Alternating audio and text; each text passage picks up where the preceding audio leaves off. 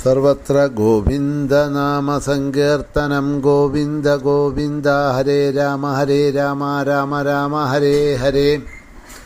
ഹരേ കൃഷ്ണ കൃഷ്ണ കൃഷ്ണ ഹരേ ഹരേ.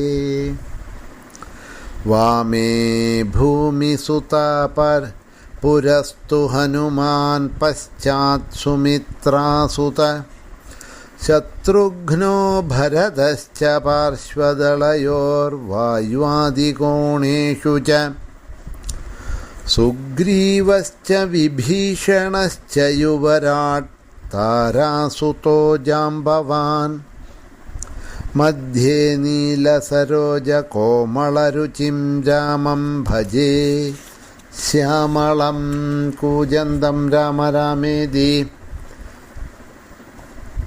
മധുരം മധുരാക്ഷരം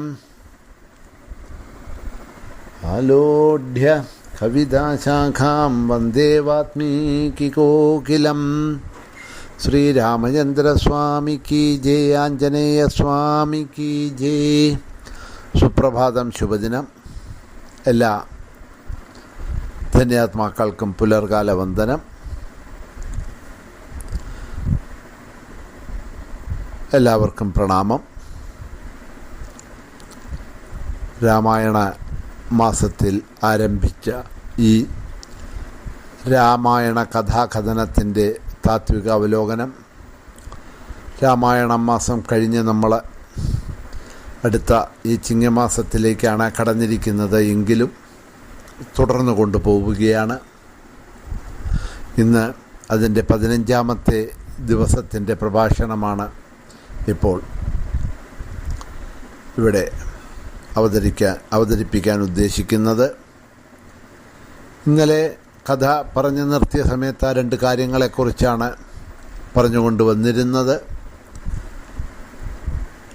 ആ ഭാഗത്തിനെ തുടർന്നുകൊണ്ട് നമുക്ക് മുന്നിലോട്ട് പോകാം. ഇനി അതിന് പുറമെ ഇവിടെ നേരത്തെ ഞാൻ പറഞ്ഞതുമാതിരി മർത്യാവതാര സ്വിഹ മർത്യ ശിക്ഷണം. അപ്പോൾ ഈ അവതാരങ്ങളെല്ലാം തന്നെ ഭഗവാന്റെ ആ മർത്യാവതാരങ്ങൾ എടുത്തതെല്ലാം തന്നെ നമ്മളെ സാധാരണക്കാരായിട്ടുള്ള മനുഷ്യനെ പഠിപ്പിക്കാനും മനസ്സിലാക്കി തരാനും ആയതുകൊണ്ട് അതും നമുക്ക് പഠിപ്പിക്കേണ്ടതുണ്ട്. അപ്പോൾ ഈ രണ്ടും സൈമൾട്ടേനിയസ്ലി രണ്ടിനെയും കൂട്ടിക്കൊണ്ട് വേണം പോവാൻ. അതാണ് ഈ രാമായണത്തിലൂടെ അല്ലെങ്കിൽ രാമൻ്റെ ഈ ചരിത്രത്തിലൂടെ നമുക്ക് മനസ്സിലാക്കാൻ കഴിയുന്നത്. അപ്പോൾ ആ ദുഃഖം, പിതാവിൻ്റെ വേർപാടിലൊക്കെ ദുഃഖമൊക്കെ ഉണ്ടായി. പിതാവിന് വേണ്ട കർമ്മങ്ങളെല്ലാം അവിടെ തന്നെ ചെയ്തു. എന്നിട്ട് ആ ഭരതനെയും മറ്റുള്ളവരെയും എല്ലാം സാന്ത്വനിപ്പിച്ചു. വസിഷ്ഠരെ അവിടെ പല ധർമ്മങ്ങളൊക്കെ അവിടെ പറയുന്നുണ്ട്. മനസ്സിലായോ? 14 ദിവസം വനവാസം ചെയ്താൽ മതി, 14 വർഷത്തിൻ്റെ ഫലമാവും എന്നെല്ലാം പറഞ്ഞ് അങ്ങനെ പല ചില ധർമ്മനീതികളെയൊക്കെ അവിടെ വസിഷ്ഠനോടെ പറഞ്ഞ് എങ്ങനെയെങ്കിലും ശ്രീരാമനെ തിരിച്ച് അയോധ്യയിലേക്ക് കൊണ്ടുവരാനൊക്കെ പരിശ്രമിക്കുന്നുണ്ടെങ്കിലും ഭഗവാൻ അതിനൊന്നും തയ്യാറാവുന്നില്ല. അച്ഛൻ്റെ വാക്കുകളെ പൂർണ്ണമായി തന്നെ താൻ നിറവേറ്റുമെന്ന് പറഞ്ഞുകൊണ്ട് ഇവരെ എല്ലാവരെയും പറഞ്ഞ് മനസ്സിലാക്കി സാന്ത്വനിപ്പിച്ചു. അങ്ങനെ അവരെല്ലാവരെയും തിരിച്ച് പറഞ്ഞയച്ചുകൊണ്ട് പിന്നെ അവിടെ നിന്ന് അങ്ങോട്ട് ആരണ്യകാണ്ഡം എന്ന ഭാഗത്തിലേക്ക് ആ വനത്തിൻ്റെ ഉള്ളിലേക്ക് പോവുകയാണ്. അവിടെ പല പല ഋഷിമാരെയും മുനിമാരെയും അവരുമായിട്ടുള്ള സത്സംഗങ്ങളെല്ലാം രാമനുണ്ടാവുന്നുണ്ട്. അപ്പോൾ അവിടെ രണ്ട് വിധത്തിലുള്ള ആ പ്രതിസന്ധി, രണ്ട് വിധത്തിലുള്ള അനുഭവങ്ങളും രാമന് അവിടെ കിട്ടുന്നുണ്ട് ഈ വനയാത്രയിൽ കൂടെ. അതായത് അനുകൂലമായിട്ടുള്ള അവസ്ഥകളും കിട്ടുന്നുണ്ട്, പ്രതികൂലമായിട്ടുള്ള അവസ്ഥകളും കിട്ടുന്നുണ്ട്. ഈ രണ്ടവസ്ഥകളെയും അതിൻ്റേതായിട്ടുള്ള രീതിയിൽ അതിനെ പ്രയോഗിച്ചുകൊണ്ട്, സ്വീകരിച്ചുകൊണ്ട്, അല്ലെങ്കിൽ തരണം ചെയ്തുകൊണ്ട് തൻ്റെ വനയാത്ര മുന്നിലേക്ക് കൊണ്ടുപോവുകയാണ് ശ്രീരാമസ്വാമി ചെയ്യുന്നത്. അപ്പോൾ അവിടെ അനുകൂലമായിട്ടുള്ള അനുകൂലമായിട്ടുള്ള അവസ്ഥകൾ എന്തൊക്കെയാണെന്ന് ചോദിച്ചിട്ടുണ്ടെങ്കിൽ ഇതാ ഈ മുനിമാരും മഹർഷിമാരുമായിട്ടുള്ള സംഘം, അവരുമായിട്ടുള്ള സത്സംഗങ്ങൾ, അവരിൽ നിന്നും കിട്ടുന്നതായിട്ടുള്ള ആത്മോപദേശങ്ങൾ. അപ്പോൾ അതൊക്കെ വേണമെന്ന് ചോദിച്ചാൽ മനുഷ്യാവതാരമാണ് എടുത്തിരിക്കുന്നത്, അത് കാരണം കൊണ്ട് വേണം. അതാണ് അതിൻ്റെ തത്വം. അപ്പോൾ അതെല്ലാം ഇതാ ഈ മുനിമാരുടെ അടുത്ത് നിന്നും ഋഷിമാരുടെ അടുത്ത് നിന്നും മേടിക്കുന്നുണ്ട്. ഇനിയിപ്പോൾ അതെല്ലാം ചോദിച്ച് രാമൻ ഓരോരുത്തരോടും ചോദിക്കുന്നുണ്ട്. എന്നിട്ട് അവരുടെ അടുത്ത് നിന്ന് മനസ്സിലാക്കുന്നുണ്ട്. അപ്പോൾ ത്രികാലജ്ഞാനികളായിട്ടുള്ള പല ഈ മഹർഷിവര്യന്മാർക്കും അറിയാം ഇത് വന്നിരിക്കുന്നത് ശ്രീമന്നാരായണൻ തന്നെയാണ്, അദ്ദേഹത്തിൻ്റെ തന്നെ അവതാരമാണ് എന്നുണ്ടെങ്കിലും എന്നാലും ഇതെല്ലാം പറയുന്നുണ്ട്. അപ്പം അവർക്കും അറിയാതെ കണ്ടല്ല. പക്ഷേ എന്താന്ന് പറഞ്ഞാൽ ഇതപ്പം ഈ മർത്യാവതാരം എടുത്തിരിക്കുകയാണ്. അപ്പം അതിൻ്റെ ഗുണങ്ങൾ മർത്യരെ ഇനി വരുന്ന യുഗത്തിൽ അല്ലെങ്കിൽ വരുന്ന കാലങ്ങളിലുള്ള മനുഷ്യരെ ഇതെല്ലാം പഠിപ്പിക്കുക എന്നുള്ളത് തന്നെയാണ്. ഏത് വിധത്തിൽ പോകണം, എന്ത് ചെയ്യണം എന്നുള്ളതെല്ലാം. അപ്പോൾ അതിനായിക്കൊണ്ട് ആണ് രാമേന്ദ്രസ്വാമി ഇതെല്ലാം ചോദിക്കുന്നതും പോകുന്നതും എന്ന് അവർക്ക് നന്നായിട്ടറിയാം.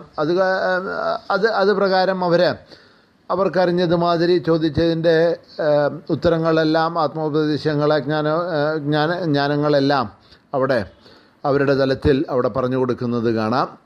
അങ്ങനെ ഇതാണ് അനുകൂലമായിട്ടുള്ള കാര്യങ്ങൾ. ഇനി പ്രതികൂലമായിട്ടുള്ള കാര്യങ്ങൾ, സാഹചര്യങ്ങൾ എന്തൊക്കെയാണെന്ന് പറഞ്ഞാൽ അവിടെ തന്നെ പല ദിക്കിലും ഈ വനയാത്ര ചെയ്യുന്ന സമയത്ത് കാണുന്ന രാക്ഷസന്മാർ, രാക്ഷസികൾ മുതലായവരെ അവരെല്ലാം ഉപദ്രവിക്കാൻ വരുന്നു. സീതയെയും രാമനെയും ലക്ഷ്മണനെയും ഒക്കെ ഉപദ്രവിക്കാൻ വരുന്ന സമയത്ത് അവരുമായിട്ടെല്ലാം യുദ്ധം ചെയ്യുക, അവരെല്ലാം വധിക്കുന്നവരെ വധിക്കുക. ഇനി ആരൊക്കെയാണോ ആ മുക്തി അഥവാ മോക്ഷം കൊടുക്കേണ്ടത് അവർക്ക് ആ മുക്തി മോക്ഷം കൊടുത്ത് അനുഗ്രഹിക്കുക. ആരെയാണോ അനുഗ്രഹിച്ചയക്കേണ്ടത് അവരെ അനുഗ്രഹിച്ചയക്കുക. ഇതേമാതിരിയുള്ള കാര്യങ്ങളെല്ലാം ആ വനയാത്രയിൽ ശ്രീരാമചന്ദ്രസ്വാമി ചെയ്യുന്നത് ധാരാളം നമുക്ക് രാമായണ കഥകളിലേക്ക് കാണാം. അപ്പോൾ ഈ ഓരോരോ ഞാൻ പറഞ്ഞില്ലേ നേരത്തെ തന്നെ, ആ കഥകളിൽ ഞാൻ പോകുന്നില്ല, കഥകളെ വിട്ടിട്ടുള്ള കാര്യങ്ങളിലേക്കേ പോകുന്നുള്ളൂ എന്ന് ഞാൻ മുമ്പ് പറഞ്ഞത് കാരണം കൊണ്ട് ആ കഥകൾ അതിലേക്ക് അങ്ങോട്ട് ദീർഘമായിട്ട് പ്രവേശിക്കാൻ ഉദ്ദേശിക്കുന്നില്ല. അപ്പം ഇങ്ങനെ ഈ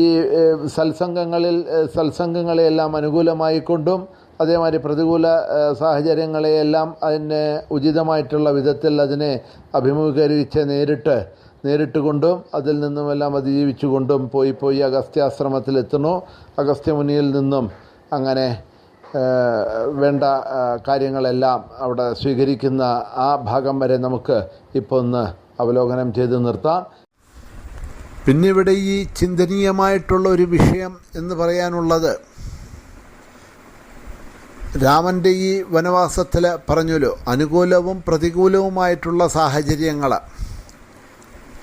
അതെന്തൊക്കെയാണ് എന്നുള്ളത് ഇപ്പോൾ പറഞ്ഞു. വാസ്തവത്തിൽ ഈ സംസാരത്തിനെ തന്നെയാണ് ഒരു കാട് അഥവാ അടവിയായിട്ട് ശാസ്ത്രങ്ങളിലൊക്കെ ചിത്രീകരിക്കുന്നത്. നമ്മളിനി ഭാഗവതത്തിലേക്ക്, ശ്രീമദ് ഭാഗവതത്തിലേക്ക് പോയാലും അവിടെ പഞ്ചമസ്കന്ധത്തിൽ ഭരതയോഗീശ്വരൻ രഘുഗണൻ എന്ന് പറഞ്ഞ രാജാവിന് ആത്മോപദേശം കൊടുക്കുന്ന സമയത്ത്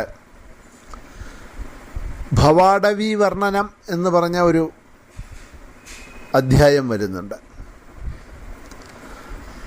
ഭവം എന്ന് പറഞ്ഞാൽ ഈ സംസാരം, ഈ ലോകം, അടവി എന്ന് പറഞ്ഞാൽ കാട്.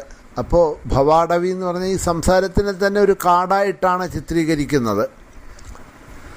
അതിൽ പോകുന്നതായിട്ടുള്ള ഒരു മനുഷ്യന് അനുഭവിക്കേണ്ടി വരുന്നതായിട്ടുള്ള സുഖദുഃഖാദികളെ അവിടെ എടുത്ത് കാണിക്കുന്നുണ്ട്. ദുഃഖം മാത്രമേ ഉള്ളൂ എന്ന് പറഞ്ഞല്ല, അല്പസ്വല്പം സുഖവുമുണ്ട്, ഇല്ല. അപ്പോൾ ആ സുഖദുഃഖാദികളെ അവിടെ കാണിക്കുന്നുണ്ട്. ഇതേമാതിരി തന്നെ ശ്രീ രാമചന്ദ്രസ്വാമിയുടെ ഈ വനവാസം നോക്കുന്ന സമയത്ത് അവിടെ അനുകൂല പ്രതികൂല സാഹചര്യങ്ങളെ നമുക്ക് എടുത്തു കാണിക്കുന്നുണ്ട്. ഈ ഋഷികളും മുനികളുമായിട്ടുള്ള സംഗമം, സത്സംഗങ്ങൾ നേരത്തെ പറഞ്ഞില്ലേ, ഇതൊക്കെ അനുകൂലമായിട്ട് നമുക്കെടുക്കാം. രാക്ഷസന്മാരുമായിട്ടുള്ള യുദ്ധങ്ങൾ,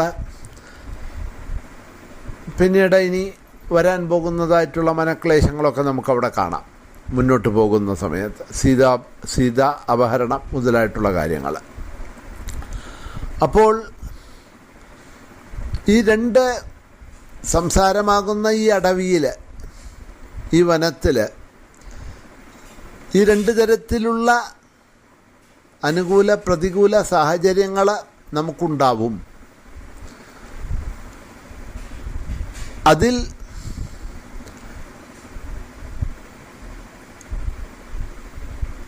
എങ്ങനെയാണ് അതിലൂടെ നമ്മൾ കടന്നു പോകേണ്ടത്, അതിനെ എങ്ങനെയാണ് നമ്മളുടെ ജീവിതത്തിൽ ഉപകാരപ്രദമാക്കേണ്ടത് എന്നുള്ളതിനെ രാമായണ കഥയിലൂടെ, ശ്രീരാമൻ്റെ ചരിത്രത്തിലൂടെ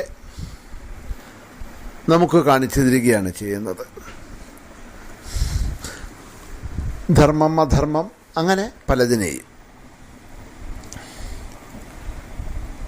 വളരെയധികം സങ്കീർണമായിട്ടുള്ള ഒന്നാണ് രാമായണം. ഈ ധർമാധർമ്മങ്ങളൊക്കെ അവിടെ ധാരാളം കാണിച്ചു തരുന്നുണ്ട്, അല്ലേ? ഇപ്പം നമുക്ക് തന്നെ അറിയാം. വാസ്തവത്തിലിപ്പോൾ ശ്രീരാമൻ എന്തിനാണ് വനത്തിലേക്ക് വന്നിരിക്കുന്നത് എന്ന് ചോദിച്ചാൽ, അദ്ദേഹത്തിന് വനത്തിലേക്ക് വരേണ്ട ആവശ്യമുണ്ടായിട്ടോ വരണമെന്ന് തോന്നിയിട്ടോ ഒന്നുമല്ല. അച്ഛൻ ഏതോ ഒരു സമയത്ത് തൻ്റെ സന്തോഷത്തിൽ അമ്മയായ കൈകേയിക്ക് കൊടുത്ത വാക്കുകൾ, ആ വാക്കുകളെ അമ്മ ഏതോ കാലത്ത് കൊടുത്തതിനെ ഇതാ ഇപ്പോൾ ചോദിച്ച് മേടിച്ച് തന്നോട് കാട്ടിലേക്ക് പോകാൻ ആജ്ഞാപിക്കുകയാണ് ചെയ്തിരിക്കുന്നത്, അല്ലേ? അപ്പോൾ വാസ്തവത്തിൽ ഇതിലിപ്പോൾ നമ്മൾ നേരിട്ട് നോക്കിയാൽ രാമൻ്റെ പങ്ക് എന്താണെന്ന് ചോദിച്ചാൽ ഒന്നുമില്ല. അദ്ദേഹം എന്തെങ്കിലും തെറ്റ് ചെയ്തിട്ടുണ്ടോ? അദ്ദേഹത്തിന് ഇതിനുമായിട്ട് എന്തെങ്കിലും ബന്ധമുണ്ടോ? അല്ല, ഈ വനവാസവും ഈ ദുഃഖങ്ങളും മറ്റും വനത്തിൽ അനുഭവിക്കേണ്ട ആവശ്യം എന്താണുള്ളത്? അതിനുള്ള തെറ്റ് ഇപ്പം വാസ്തവത്തിൽ ഇപ്പോൾ ഒരാൾക്ക് എന്തെങ്കിലും തരത്തിലുള്ള ഒരു വനവാസം മുതലായിട്ടുള്ള കാര്യങ്ങൾ ഒരു ഇത് കിട്ടണം എന്നുണ്ടെങ്കിൽ അതിന് തക്കതായിട്ടുള്ള എന്തെങ്കിലും ഒരു കുറ്റം ചെയ്തിരിക്കണം. അപ്പോൾ അപ്രകാരത്തിലൊന്നും തന്നെ ചെയ്യാത്ത ഒരാൾക്ക് വനവാസത്തിന് പോകേണ്ടി വരിക, ആലോചിച്ച് നോക്കൂ. ചിന്തനീയമായിട്ടുള്ള വലിയൊരു വിഷയമാണല്ലേ?